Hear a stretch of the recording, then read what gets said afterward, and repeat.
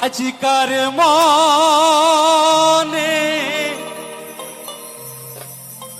থাকিয়া যাও বন্ধু, বাড়ি যাইবে লেখা বাই বাতাসে আইসে ঝরি রে, বাই বাতাসে আইসে ঝরি রে বন্ধু, নাহন ঘরে বা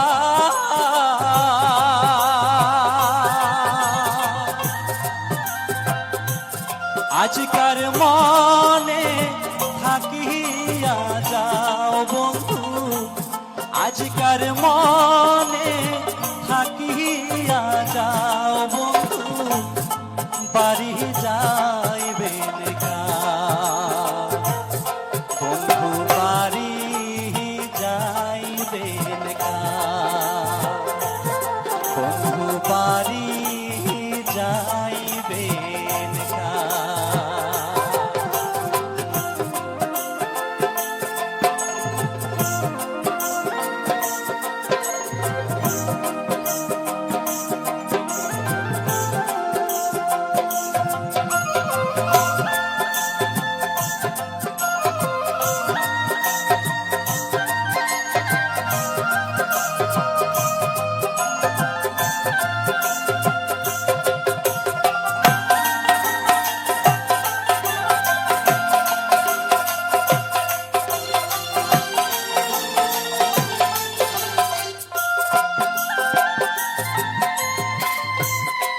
ঝাড়ি পারি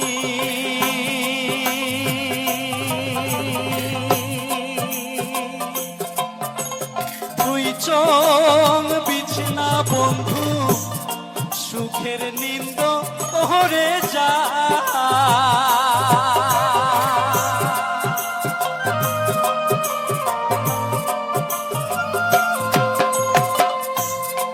ঝাড়ি পারি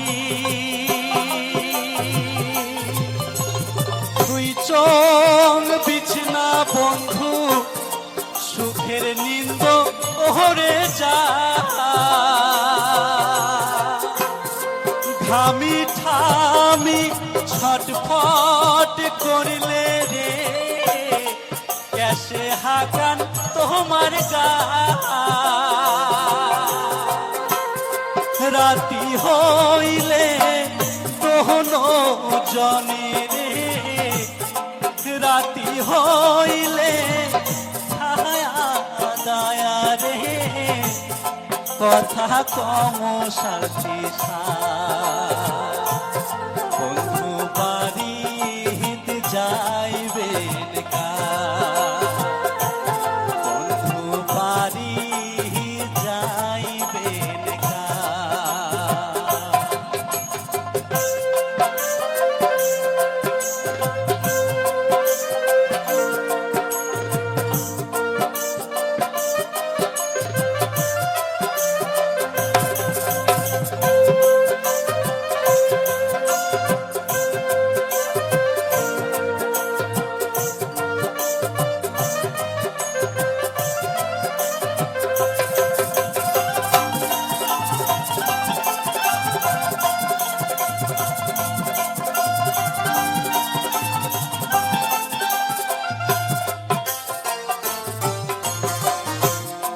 আইলা ঘাটা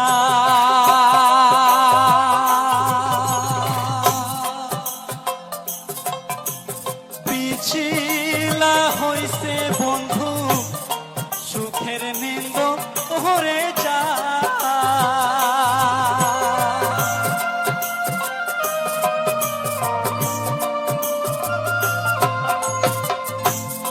আইলা ঘাটা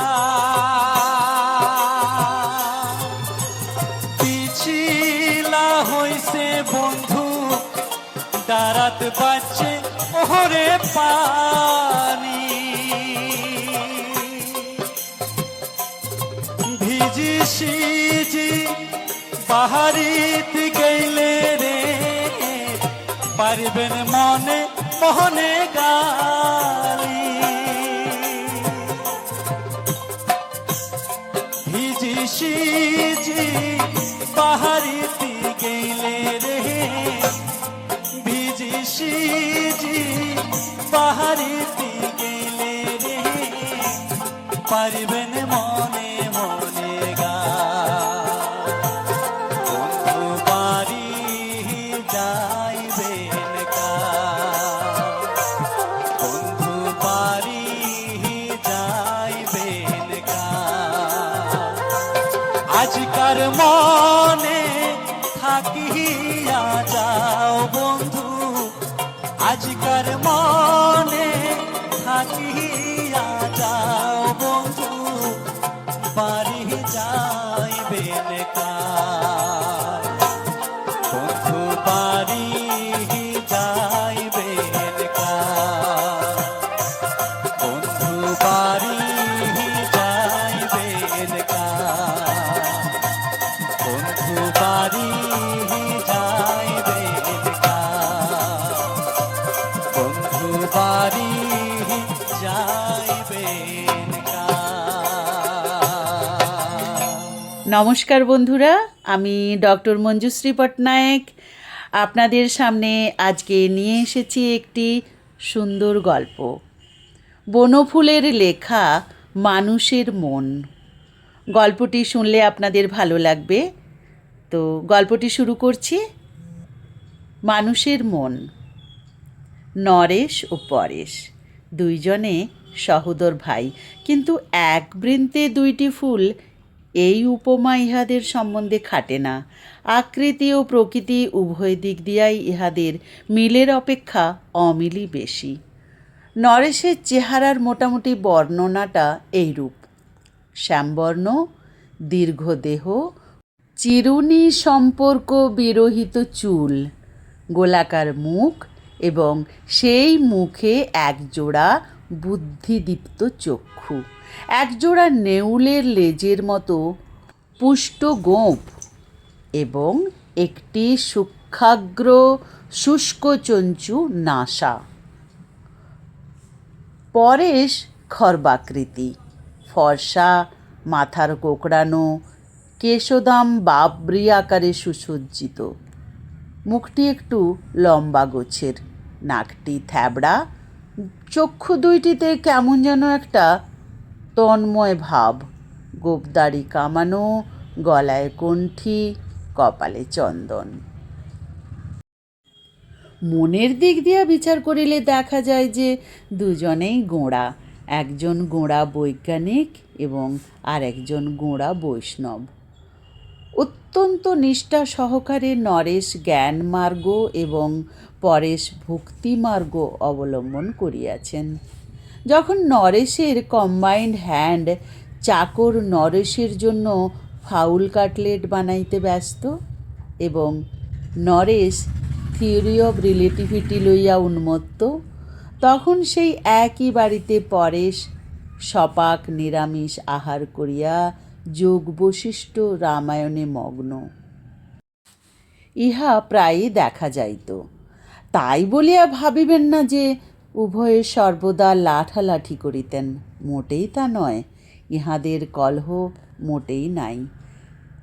তাহার সুস্পষ্ট কারণ বোধহয় এই যে অর্থের দিক দিয়া কেহ কাহারও মুখাপেক্ষী নন। উভয়েই MA পাস, নরেশ কেমিস্ট্রিতে এবং পরেশ সংস্কৃতে। উভয়েই কলেজের প্রফেসরি করিয়া মোটা বেতন পান। মরবার পূর্বে পিতা দুইজনকেই সমান ভাগে নগদ টাকাও কিছু দিয়া গিয়াছিলেন।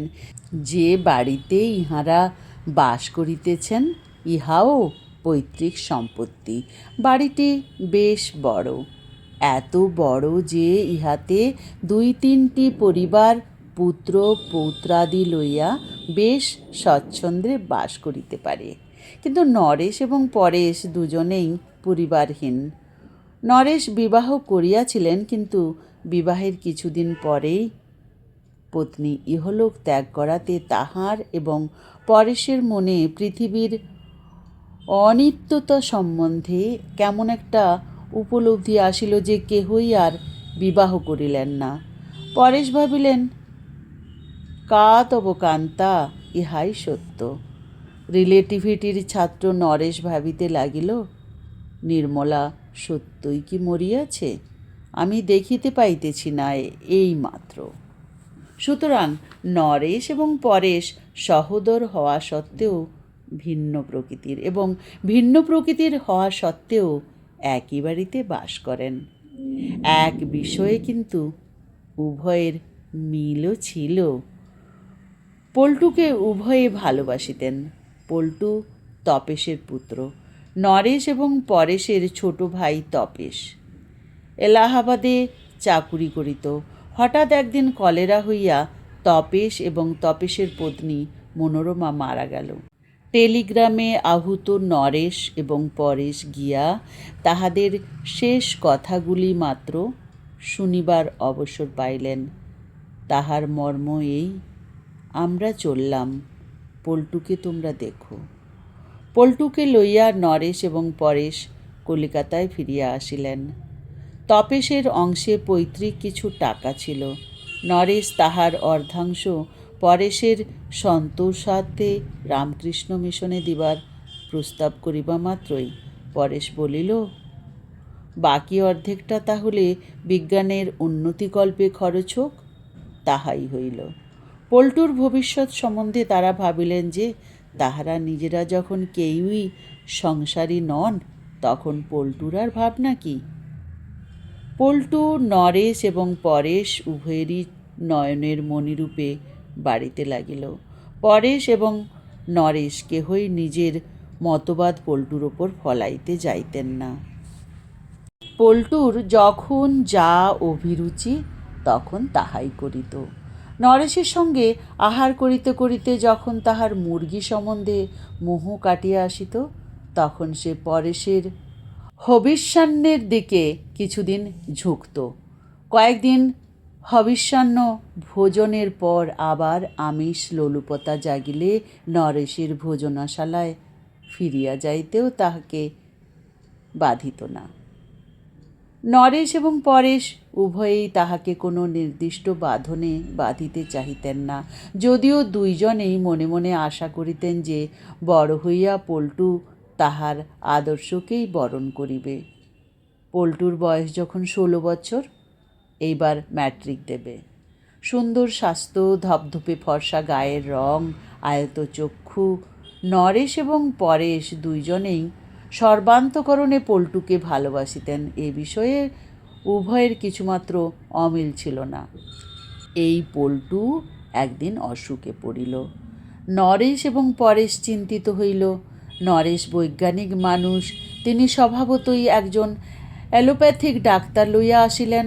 পরেশ প্রথমটায় কিছু আপত্তি করেন নাই, কিন্তু যখন উপর্যুপরি 7 দিন কাটিয়া গেল, জ্বর ছাড়িল না, তখন তিনি আর স্থির থাকিতে পারিলেন না। নরেশকে বলিলেন, আমার মনে হয় একজন ভালো কবিরাজকে ডেকে দেখালে কেমন হতো। বেশ, দেখাও। কবিরাজ আসিলেন, 7 দিন চিকিৎসা করিলেন, জ্বর কমিল না, বরং বাড়িল।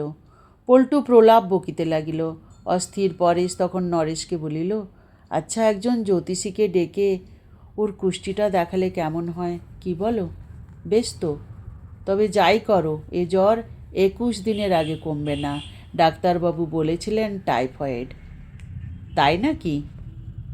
পল্টুর কোষ্ঠী লইয়া ব্যাকুল পরেশ জ্যোতিষীর বাড়ি ছুটিলেন। জ্যোতিষী কহিলেন, মঙ্গল মার্কেশ এই রুষ্ট হয়েছেন। তিনি কি করিলে শান্ত হইবেন তাহার একটা ফর্দ দিলেন। পরেশ প্রবাল কিনিয়া পল্টুর হাতে বাঁধিয়া মঙ্গলের শান্তির জন্য শাস্ত্রীয় ব্যবস্থাদি করিতে লাগিলেন। অসুখ কিন্তু উত্তরোত্তর বাড়িয়াই চলিয়াছে। নরেশ একদিন বলিলেন, কবিরাজি ওষুধেতে বিশেষ উপকার হচ্ছে না, ডাক্তারকেই আবার ডাকবো নাকি? তাই ডাকো না হয়। নরেশ ডাক্তার ডাকিতে গেলেন। পরেশ পল্টুর মাথার শিওরে বসিয়া মাথায় জলপট্টি দিতে লাগিলেন। পল্টু প্রলাপ বকিতেছে। মা, আমাকে নিয়ে যাও। বাবা কোথায়? আতঙ্কে পরেশের বুকটা কাঁপিয়া উঠিল। হঠাৎ তাহার মনে হইল, তারকেশ্বরে গিয়া ধর্না দিলে শুনিয়াছি দৈব ওষুধ পাওয়া যায়। ঠিক। নরেশ ফিরিয়া আসিতেই পরেশ বলিলেন, আমি একবার তারকেশ্বর চললাম, ফিরতে 2 দিন দেরি হবে। হঠাৎ তারকেশ্বর কেন? বাবার কাছে ধর্না দেব। নরেশ কিছু বলিলেন না। ব্যস্ত সমস্ত পরেশ বাহির হইয়া গেল। ডাক্তার পরীক্ষা করিয়া বলিলেন, বড় খারাপ টার্ন নিয়েছে। ডাক্তারি চিকিৎসা চলিতে লাগিল। 1 দিন পরে পরেশ ফিরিলেন, হস্তে একটি মাটির ভাঁড়। উল্লসিত হইয়া তিনি বলিলেন, বাবার স্বপ্নাদেশ পেলাম। তিনি বললেন যে রোগীকে যেন ইঞ্জেকশন দেওয়া না হয়, আর বললেন এই চরণামৃত রোজ 1 বার করে খাইয়ে দিতে, তাহলেই সেরে যাবে। ডাক্তারবাবু আপত্তি করিলেন, নরেশও আপত্তি করিল। টাইফয়েড রোগীকে ফুল, বেলপাতা, পচা জল কিছুতেই খাওয়ানো চলতে পারে না। হতবুদ্ধি পরেশ ভাণ্ডহস্তে চুপ করিয়া দাঁড়াইয়া রহিলেন। কিন্তু আসল ব্যাপার দাঁড়াইল অন্যরূপ। পরেশের অগোচরে পল্টুকে ডাক্তারবাবু যথারীতি ইঞ্জেকশন দিতে লাগিলেন। ইহাতে অগোচরে পরেশ লুকাইয়া পল্টুকে প্রত্যহ একটু চরণামৃত পান করাইতে লাগিল। কয়েকদিন চলিল, রোগীর কিন্তু উপশম নাই। গভীর রাতে একদিন নরেশ পাশের ঘরে গিয়া পরেশকে জাগাইলেন। ডাক্তারবাবুকে একবার খবর দেওয়া দরকার, পল্টু কেমন যেন করছে। হ্যাঁ, বলো কি? পল্টুর তখন শ্বাস উঠিয়াছে। উন্মাদের মতো পরেশ ছুটিয়া নিচে নামিয়া গেলেন ডাক্তারকে ফোন করতে। তাহার গলায় স্বর শোনা যাইতে লাগিল, হ্যালো, শুনছেন ডাক্তারবাবু? হ্যালো, হ্যাঁ হ্যাঁ, আমার আর ইঞ্জেকশন দিতে আপত্তি নেই, বুঝলেন? হ্যালো, বুঝলেন? আপত্তি নেই, আপনি ইঞ্জেকশন নিয়ে তাড়াতাড়ি আসুন, আমার আপত্তি নেই, বুঝলেন? এদিকে নরেশ পাগলের মতো চরণামৃতের ভাঁড়টা পাড়িয়া চামচ করিয়া খানিকটা চরণামৃত লইয়া পল্টুকে সাধ্য সাধনা করিতেছেন। পল্টু, খাও, খাও তো বাবা, একবার খেয়ে নাও একটু। তাহার হাত থরথর করিয়া কাঁপিতেছে। চরণামৃত কষ বাহিয়া পড়িয়া গেল। গল্পটি এখানেই শেষ হলো। আর গল্পটা কেমন লাগলো অবশ্যই জানাতে ভুলবেন না। খুবই কষ্টের গল্পটা। 2 জন ভাই তাদের নিজের স্বার্থসিদ্ধি বলবো কি, তাদের নিজের ইগোটা রাখার জন্য একটা বাচ্চার প্রাণ নিয়ে নিল। এটা একটা খুব কষ্টের আমার জন্য। তো তোমাদের কেমন লাগলো অবশ্যই জানাতে ভুলবেন না। আর সবাইকে অনেক অনেক শুভেচ্ছা, ভালোবাসা। আর আমার থেকে যারা ছোট তাদেরকে অনেক অনেক আদর। আসি তাহলে, আবার দেখা হবে অন্য কোনো ভিডিওতে, অন্য কোনো গল্পে, অন্য কোনো গানে।